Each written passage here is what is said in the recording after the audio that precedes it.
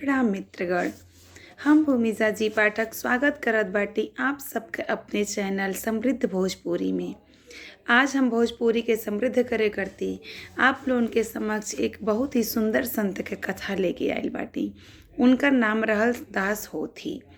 होथी के कहानी आज भी काठियावाड़ के जिले में बच्चा बच्चा के नाम पे अंकित बा।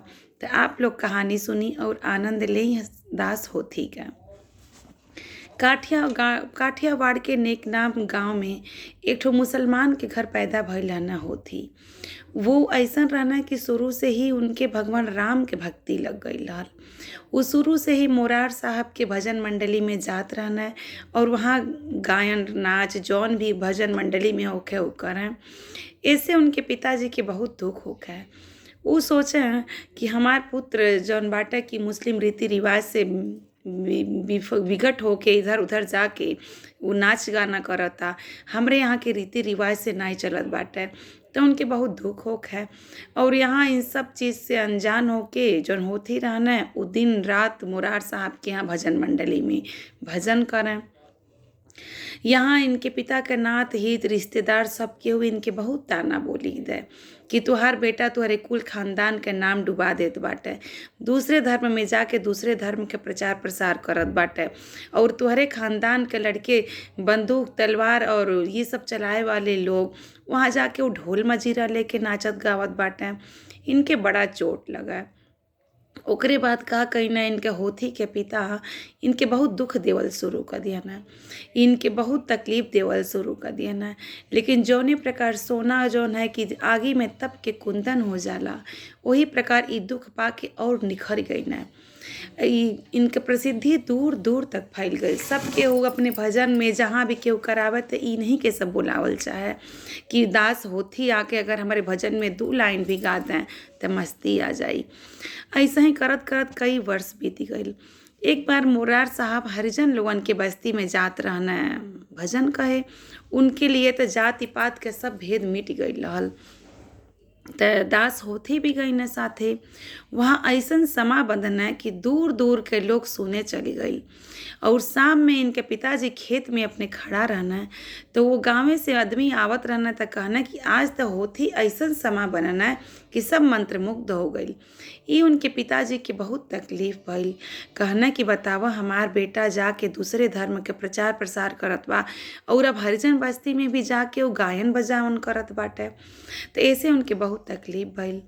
तो दूसरे दिन जब होथी तैयार होत रहना अपन वहाँ जाए करती तो उनके पिताजी अफीम घोल के धइना कहना कि ये बेटा ये चाहे तू पी ल आ चाहे हमके पिया द, अब हम ये बेइज्जती बर्दाश्त नहीं कर पाई।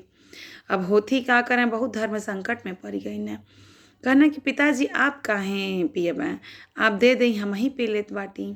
होथी वो पी गई न विष, अफीम पी लिया ना।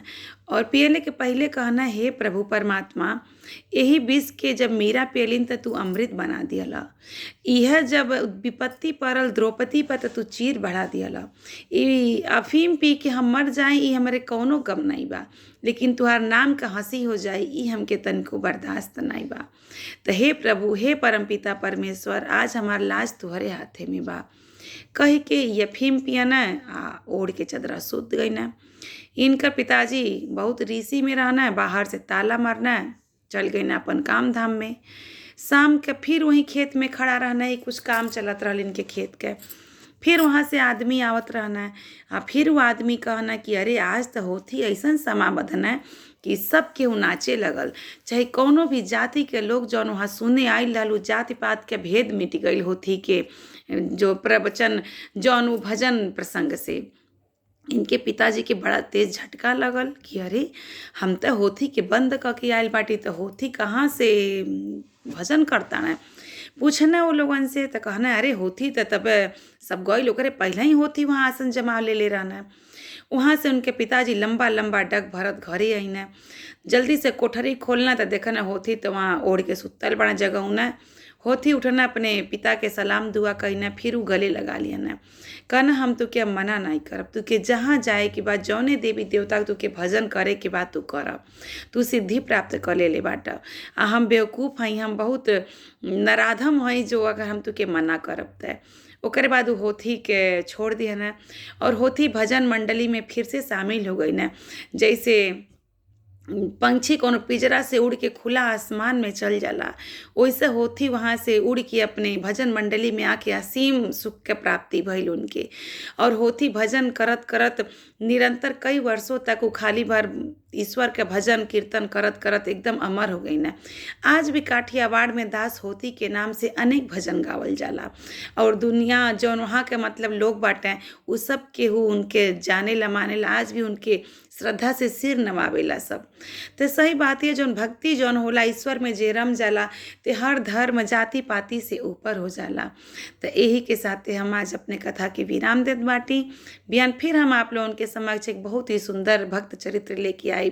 तब तक के लिए श्री शिवाय नमस्तुभ्यम।